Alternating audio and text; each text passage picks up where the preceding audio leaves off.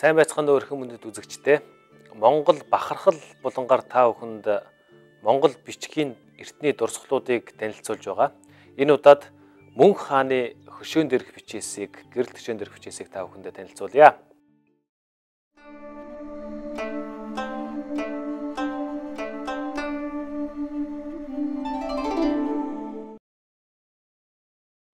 Мөнх хааны бичээсийг хамгийн анх Намнанд орж байгаа.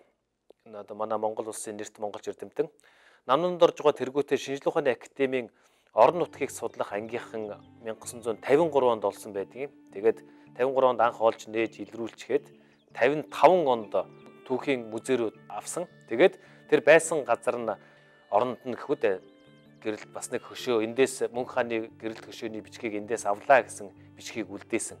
Тэгээд яг тэр Мөнх хааны тэр гэрэлт хөшөө олдсон бичиг бол Мөнх хааны бас л зундаа цусдаг байсан нэг ордон гэдэг ерөнхий тэр газар гэдэг нь тодорхойлогдсон л доо. Энэ бол одоогийн хор Хөвсгөл аймгийн Ар булаг сумын нутаг. За одоо та бүхэнд яг үзүүлж байгаа энэ яг чухам яг энэ хэсэг эндээс энэ Мөнх хааны хөшөөний бичиг олдсон байна. Тэгээ нэг азтай юм байна л да. Юу азтай гэхээр Чингисийн чулууны бичиг маань өнөөгийн улс төрийн хэлийг зурх юм бол одоогийн зохиомол гэхүүд одоо монголч одоо нутгаа алдчихад байгаа. Энэ хэлийг зурх юм бол хэлийн гаднахан талд олдсон учраас Эрмитаж музейд хадгалагддаг. Албан ёсоор тэр Оросын холбооны улсын өмч болчиход байгаа. Харин тэгээ буцааж авч чадахгүй тийм ээ. Соёлын хичнээн соёлын зүйлсийг нэг улсаас нөгөө улс авсан буцааж өгсөн тийм тохиолдлууд гарсан. Гэхдээ манад бол Чингисийн чулууны бичиг өгч чадахгүй. Тэгээ Чингисийн чулууны бичиг Хайр улсын музейд ингээд байж байдаг. Гэтэл Мөнх хааны хөшөөний бичиг бол одоо Хөвсгөл аймгийн нутгаас олдсон учраас одоо манай Монголын үндэсний түүхийн музейд ингээд манай хүүхд залуучууд Улаанбаатар хотод байгаа хүүхд залуучууд бол одоо үндэсний түүхийн музейд очиод яг тэр Мөнх хааны хөшөөний бичгийг уг гэхээр нь үзэж болох юм. Энэ бол одоо бас их сайхан бахархалтай сайхан зүйл юм байгаа юм. 3 мөр монгол бичээс байгаа. Хажууд нь ингээ хятад нангихад бичгтэй.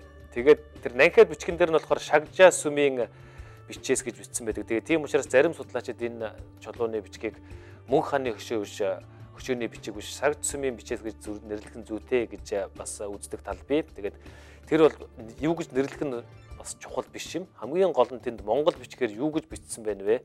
Энэ монгол хэлний юу ямар сонирхолтой түүхийг өгүүлж байна вэ гэдг нь их чухал юм аа.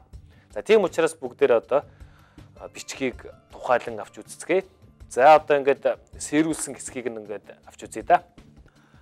Эхний мөрн уруугун урууги гуур хэдэн үестэй. За дараа нь ингээд мөрдтгээ дээрээс нь бичсэн. Мөнх хаан түмэн насалт тугай химээж үү барс түгэ босгаагуул гэдэг энд нэг баларцсан байгаа юм. Босгаагуул баа гэж хүмүүс бараг сэргээж уншдаг. Босгаагуулсныг гэж бас байж магадгүй. За дараа нь 3 дугаар мөрн хүртэл инэ дабаригууну буян хүртгэ. Дабаригууну гэдгийг эртний Монгол хэл бичгийг судалсан эрдэмтэд учралт гэсэн утгатай эртний монгол үгээ гэдгийг тогтооцсон байгаа. Учралт буян хүртгэ, дабаригууны буян хүртгэ. За тэгээд ингэж уншихаар бас өгүүлбэр зүйн хувьд бас учир нь олдохгүй зүйлүүд бас байна л да. Ургийн ургаар хэдэн үест Мөнх хаан түмэн насалтугай химээж барс түгэ босгоогуулсан гिचээд гинтхэн хүртэл энэ учралт буян хүртгэ гэхээр болохгүй байгаа.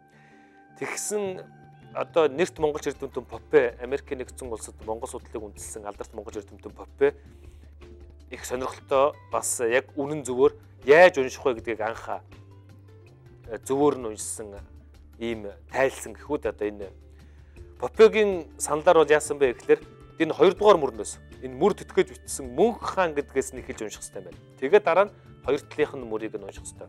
За 2 дугаар мөрнөөс эхэлж уншъя.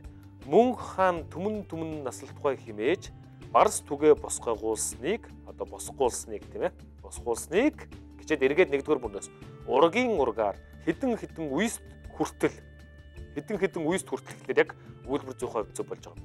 Энэ учралт буян хүртгэ гэж ингэж болсон байна. Тэгээд энэ бол Мөнх хааныг хятад нангихадыг дайлар мордохоор явсан үед буюу 1257 онд бичигдсэн бичиг гэдгийг нь одоо хятад бичээснээс нь тэгээд бичсэн түүхээс нь судлаачид тогтоожсон. Тэгээд Мөнх хааныг амьд ахуйд нь тусдаг байсан тэр ордонд нь барьсан ийм сайхан монгол бичиг бүхий бас тэр хоёр талынх нь та бүхэн одоо дахиад харцгаа энэ сүүлийг нь харахад тэр хоёр талын захих нь ургийн ургаар бас хүртэл энэ гэдэг үгнүүдэд байгаа сүүлнүүд нь одоо ингээд нэг хэлбэртэй хамгийн яг голд байгаа мөн хаан түмэн наслтгой гэж бичигдсэн энэ мөрний сүүлнүүд нь дандаа тийм босоо сүүлнүүд байгаа. Тэр мөр тэтгэх ёсноос гадна мөрийг хичнээн сайхан жигдэл бичсэн байна уу тийм ээ. Уран бичлэгийн талаас, Монгол бичгийн соёлынхаа талаас, Монгол хэлнийхаа талаас олон сайхан түүхийг өгүүлэх энэ сайхан дурсгал одоо манай Улаанбаатар хотод үндэсний түүхийн музейд хадгалагдаж байгаа. Хүн болгон ороод үзэх боломжтой байна гэдэг бол та бид их сайхан түүхээрээ, Монгол бичгээрээ, Монгол их хэлээрээ бахархах нэгэн сайхан үзмэр юм да.